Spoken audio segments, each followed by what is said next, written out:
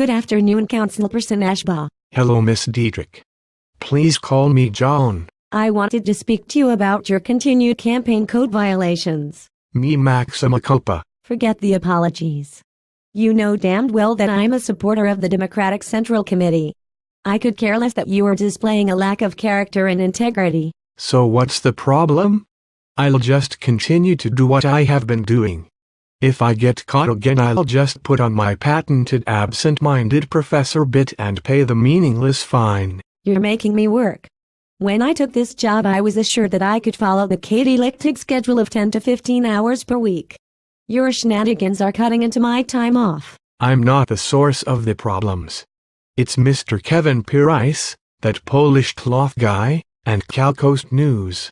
It's Rice who is digging in and investigating my activities. It's CalCoast News that is reporting his findings. Even the Tribune is getting off its dead ass and reporting the news for a change. I can't help what's going on. Sorry, John, you're going to have to do better than that. Maybe you need to hire a campaign treasurer with some actual brains? The two you have right now don't seem to be cutting the mustard. Furthermore, you should be reviewing the Form 460s yourself before they are submitted. I know. Maybe I can sell the idea that I am the green candidate. That as an environmentalist, I don't want to expend extra energy to do the job correctly. Pretty funny, huh?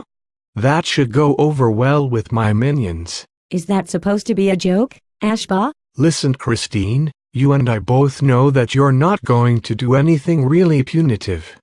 This will all blow over. Your arrogance is getting the best of you, Mr. Ashbaugh. Arrogance? There is no way that you will take real action against Jan Marks' army.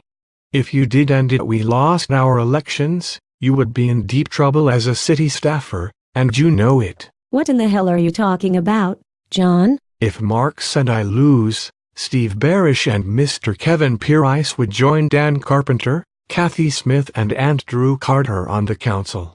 If that happened, there would be a wholesale cleanup of the city staff beginning with you, Lichtig, that jerk who illegally dumped all the chemicals in the city's yard out on Prado Road, and that greedy guy who flipped a city lawnmower for a $2,500 personal gain. You would all be canned. That's the last thing you all want. That's why Marks and I enjoy your support, and that's why you're not going to do a damned thing that has any real meaning. You're not as big of a clown as you appear. Why don't you use that brain to ensure accurate campaign financial reporting? And stop using the city's computer to send campaign-related email to idiots like Adam Hill. Settle down, Dietrich. The Democratic Central Committee assures me that I have enough gray-haired, dead-headed, zombie loyalists to win my election. You and Lichtig won't be out on the street anytime soon. Keep it up, John, and we'll all be gone. Hey, whatever happened to your carpetbagger protege? Jeff Orangena? Orangena. I'm not sure. I haven't seen him around at any campaign-related events lately. Maybe he expects to be elected because he is the vice treasurer of the Democratic Central Committee? I have no idea, but the DCC is sure building a foul reputation in San Luis Obispo. Hey, what's this? I hear that you and Marks tried to use your official positions to do a personal favor for former San Luis Mayor, Peg Pinard? She tried to get you and Jan Marks to ensure no audible pedestrian crossing devices would be installed adjacent to her house at the corner of Broad and Bushon. She also wanted you to monkey around with the curb so that it would not be wheelchair accessible. Are you really trying to make that corner less safe for handicapped individuals to cross? Who told you that? Jan Marks did when she called me today while looking for free legal advice. What's the big deal now? Peg Pinard did a lot of favors for Jan and me.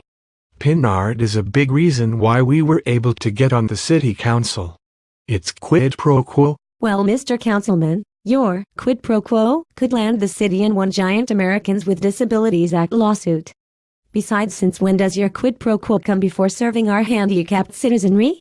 Just what the hell is the matter with you and Marks? I didn't think it was such a big deal. Just a little help for another DCC alumni. That's your problem, Ashbaugh.